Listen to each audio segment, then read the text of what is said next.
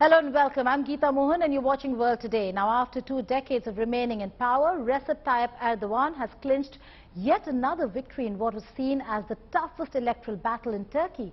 The win came after the first ever runoff election in the country since neither Erdogan nor his rival Kılıçdaroğlu could secure the required 50% plus votes needed to win the elections in the first round. He has won the mandate, but what does it mean for his country, for the region and the world? Will he pursue his authoritarian policies which have polarized the nation but also has strengthened Turkey's position as a regional military power? Take a look.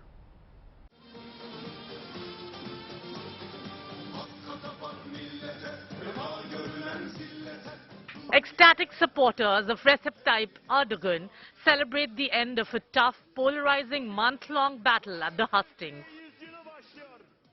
Erdogan supporters gathered outside the presidential complex in the capital Ankara, celebrating the initial victory.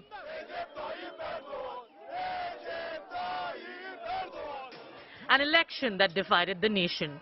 Now, after tasting victory, Erdogan called for unity in the country to deliver a strong economy. Aziz milletim, ekranları başında bugün as part of the responsibility our nation has given us, we are not angry, resentful or angry with anyone. Now is the time to put aside all the debates and conflicts regarding the election and unite around our national goals and dreams. Official results showed Kılıçdaroğlu won 47.9% of the votes to Erdogan's 52.1%, pointing to a deeply divided nation. Kemal Kılıçdaroğlu, representing the Republican People's Party, emerged as the joint candidate of 6 opposition parties against Erdogan. The opposition leader called it the most unfair elections in years. We experienced the most unfair election in recent years. All the means of the state were mobilized for a political party. All possibilities were laid under one man's feet. The election had been seen as Erdogan's biggest political challenge.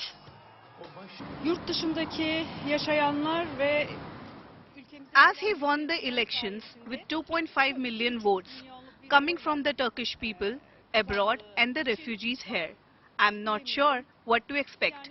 I think things will go on as they are or even get worse because foreign currency and gold prices are on the rise.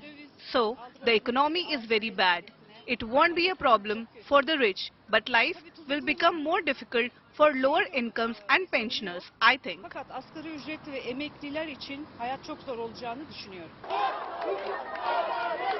The election had been seen as one of the most consequential yet for Turkey, with the opposition believing it had a strong chance of unseating Erdogan and reversing his policies after his popularity was hit by a cost of living crisis.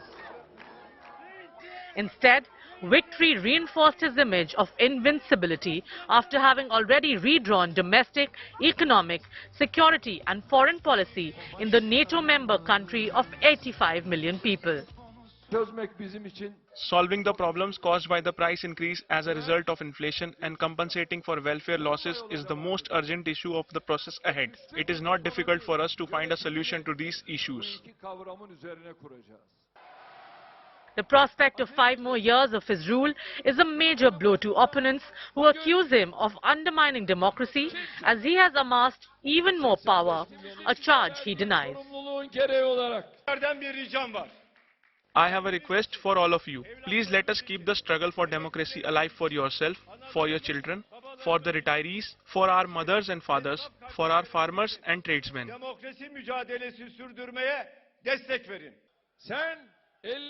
Despite Erdogan's strong opposition to the LGBTQI community and his shift to a more Islamic nation, the people voted for status quo. Erdogan used the media and the government resources at his disposal during election campaign, and it did give him an edge over the opposition. This is an India Today exclusive. For 21 months, Ariha Shah, a Gujarati baby girl who is nearly 2 years old, has been separated from her parents, her roots, her culture, her language. Germany's child services took the baby away on suspicion of assault by parents. But despite criminal charges being dropped as far back as in February 2022, the child has not been reunited with the parents, who are all Indian citizens.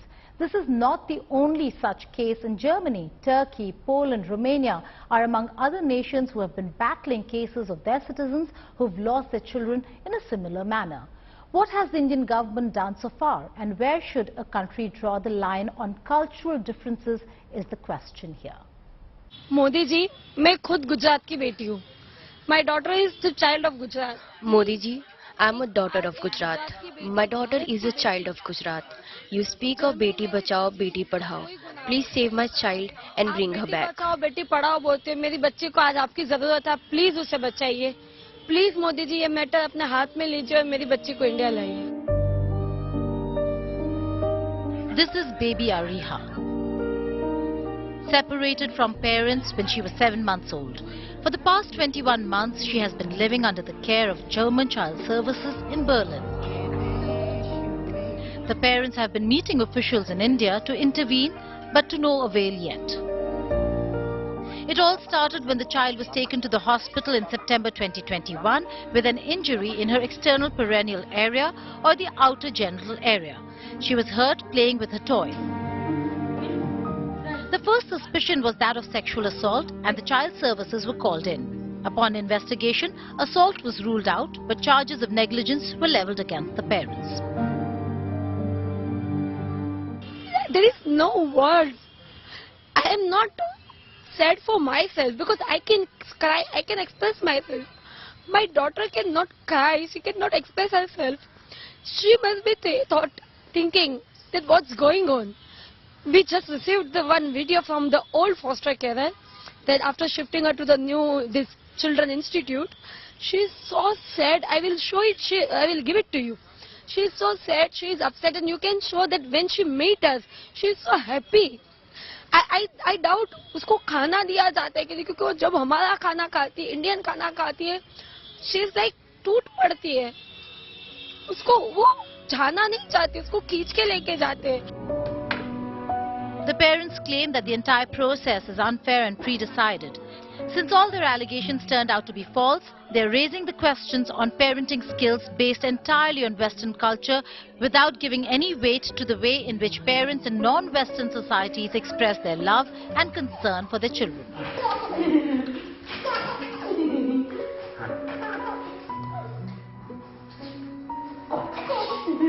They are not preserving any cultural, linguistic, social, religious. No, and what they are saying, we have took baby at the age of 7 months, so baby does not have any Indian identity. This was the statement given by them. So because she's not stayed with her Indian parents. Yeah, but she is an Indian citizen. She is an Indian passport holder. How they can say? And what they are saying, baby is just speaking German now, so we can. If we send her to the India, she will be traumatic. Interestingly, the report from agencies monitoring the visitations were in favor of the parents, where they recognized that the child calls Bhavesh and Dhara as dad and mom. Also, they recommended extending time by half-hour each time the parents visited. In fact, experts have also said that the description of the injury in the child services opinion contradicts the medical record and statements of the pediatric gynecologist. Ariha's injury is highly likely to have been caused by accident. Now, what is underway in Germany is custody battle for the child, the premise of which is cultural difference and parents not fit to take care of the child, filed by German child services to terminate parental rights for Ariha. Interestingly, the Indian embassy officials still haven't got access to the child despite her being an Indian national. Ariha's continued placement in German foster care and infringement of her social, cultural and linguistic rights is of deep concern to the Government of India and to the parents. We urge German authorities to do all that is necessary to send Ariha to India at the earliest, which is also her inalienable right as an Indian national. We remain committed to ensuring the return of Ariha Shah to India. India is not the only country. In recent past, Poland, Turkey, Romania have also had similar cases. The Turkish community in Germany, whose members make them society's largest minority group, expressed its sorrow as the Jugendamt, Germany's child welfare agency, who took away their children with made-up excuses according to them, leading to the destruction of many families. Turkey had stepped up its efforts in family and social services work for the growing Turkish diaspora around the world and planned to open the new diplomatic offices of the family attaché to help Turkish families abroad. Poland appealed to the European Court of Human Rights in August 2022 for a case where a 22-year-old woman was separated from her 3-year-old daughter, ignoring her Polish children's rights and putting her in foster care. Poland managed to get the baby back. And now, a mother's appeal to her government and her leaders. Many Indian parents have suffered with the wrong allegations.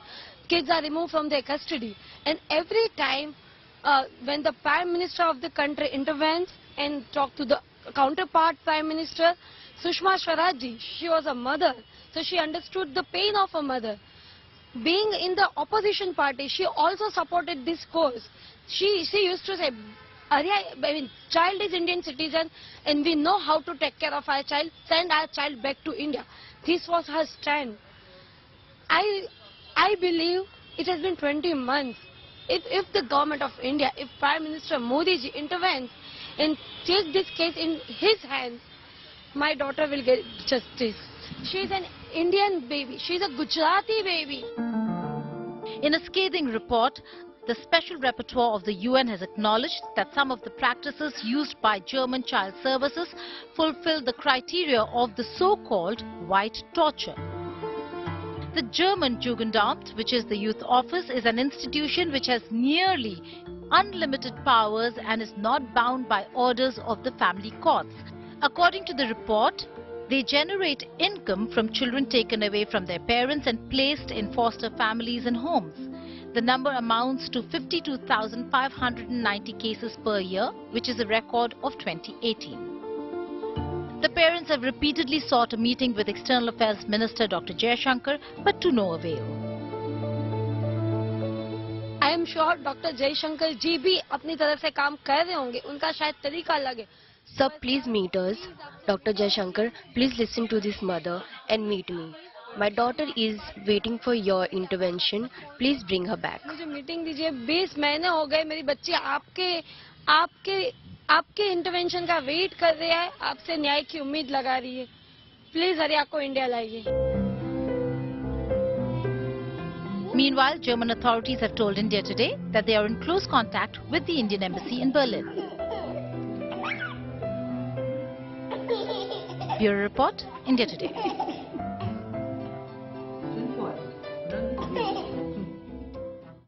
And some big news from the United States of America. As the clock ticked to save the U.S., one of the world's biggest economies, from defaulting before the 5th of June, the Senate has passed the debt ceiling bill, which means now that the Treasury will have room to pay the bills and the debts. In a vote, the Senate approved a measure to suspend the nation's debt limit through January 1st, 2025, after the House of Representatives had cleared the debt ceiling bill. Now, President Joe Biden will swiftly sign the bill into law. Since the debt ceiling was breached in mid-January, the Treasury Department has not been able to borrow more money. Now, with this bill being passed by the Senate as well, the Treasury will try to quickly get business back as usual. To do that, the Treasury will need to raise cash, and that too quite fast. By law, the Treasury Department is obligated to make funds available, and in that, pay interest on the lapse in funding as well. On Spotlight this weekend, we have U.S. Ambassador to India, Ambassador Eric Garcetti, who spoke not only on the debt crisis and how the House in the United States of America is not in order, but also on the first state visit of Prime Minister Narendra Modi to the U.S. in June.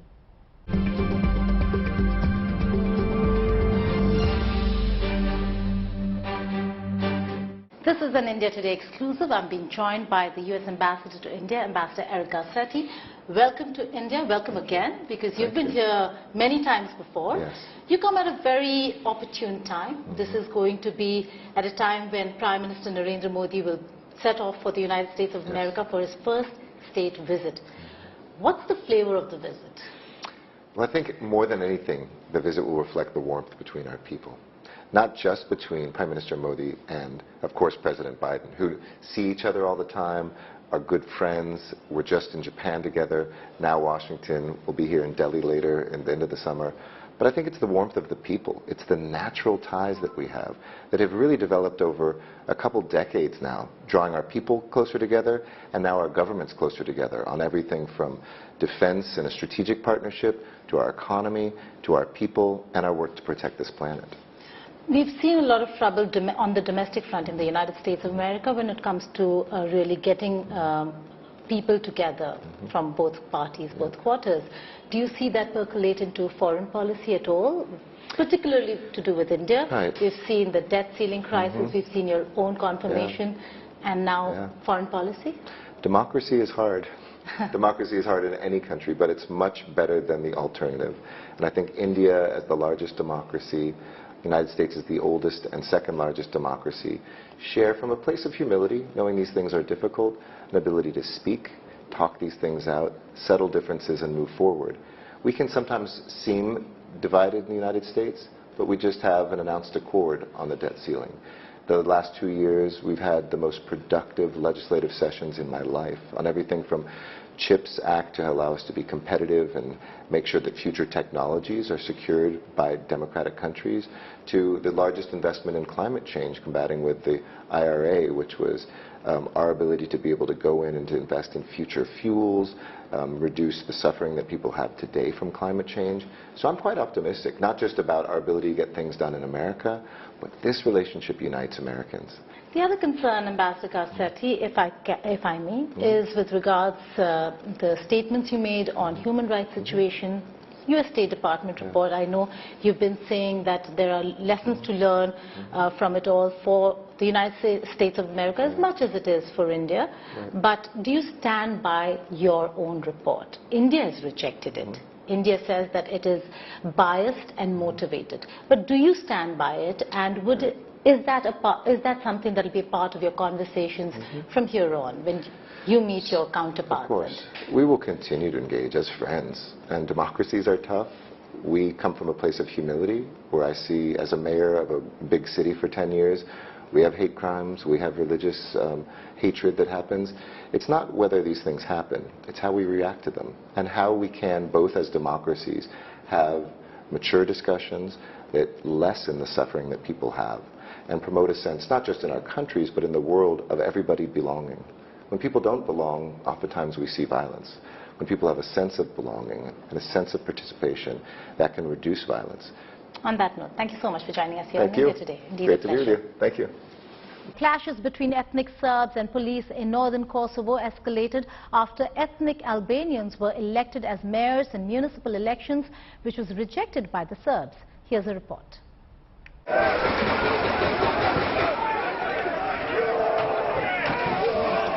Clashes broke out between ethnic Serbs and police in Kosovo after ethnic Albanian mayors took office in northern Kosovo's Serb majority area following elections that the Serbs had boycotted. Serbs protested, demanding the Kosovo government remove ethnic Albanian mayors, allowing local administrations financed by Belgrade to resume their work. The protesters were further enraged after Serbian flags were removed from the municipal buildings and replaced with Kosovo flags. The protesters also clashed with the NATO peacekeeping troops who had cordoned off the two town halls. Tear gas and stun grenades were used to deter ethnic Serbs. Commander Vucic had placed the army on full combat alert and ordered military units to move closer to the border to monitor the situation. I'm always very reluctant to be too optimistic, which I'm not. But I guarantee one thing, that Serbia will do its best and its utmost to de-escalate the situation, which means that we'll try to, will attempt to persuade Serbs to protest calmly and peacefully. Of course, they are very determined, they are very decisive. Kosovo's Prime Minister Albin Kurti has been accused of creating chaos by installing leaders who don't have a credible mandate. To this fascist mob, we do not surrender our democratic republic. If they want peaceful protest with early elections requests, they have a prime minister who has been all his life a political activist and is more than ready to listen to them and perhaps also to agree with them. Both the US and EU have criticized the Kosovan government for not containing the crisis in the northern region and have warned of action if further destabilization continues. Well, I just met with President Osmani at her request for talking about the situation right now in the north and our shared concern of the prospect of violence and the need to de-escalate. I had an earlier meeting together with my colleague Ambassador Sunyok. We had invited all 4 mayors from the north of Kosovo to join us. The mayors of Zubin Potok and Zreshan did join us, and we talked to them about the situation as well. We're deeply concerned. Meanwhile, Moscow, which is a close ally of Serbia, has expressed its concern over the unfolding situation. A big explosion is brewing in the center of Europe, in the very place where in 1999 NATO carried out aggression against Yugoslavia in violation of every conceivable principle of Helsinki Final Act and other OSCE documents. The situation is alarming, but the West has set a course for the total subjugation of everyone who somehow expresses their own opinion. Kosovo had declared independence from Serbia in 2008 following tensions between ethnic Serbs and ethnic Albanians. It is recognized by the US and some EU countries, but Serbia is backed by Russia and China. Ethnic Albanians make up more than 90% of the population in Kosovo as a whole, while ethnic Serbs form a majority in northern Kosovo. With Neha Kumari, Bureau Report, India Today. That's all in this edition of World Today, but before we go, we have this for you. The heir to Jordan's throne married amid much fanfare in a glittering ceremony that the country's leaders, long backed by the West as a stabilizing influence in a volatile region, hope will reinforce local and global alliances. The 28-year-old Prince Hussein, named heir by his father King Abdullah II in 2009, tied the knot with Saudi architect Rajwa Al Saif, 29-year-old, who hails from a prominent family with links to her own country's ruling dynasty. Crown Prince Mohammed bin Salman, who was expected to come, did not attend the wedding ceremony, but the banquet tables were studded with European and Asian royalty and senior US figures too, including US First Lady Jill Biden and Britain's Prince and Princess of Wales, William and Kate. Goodbye and take care.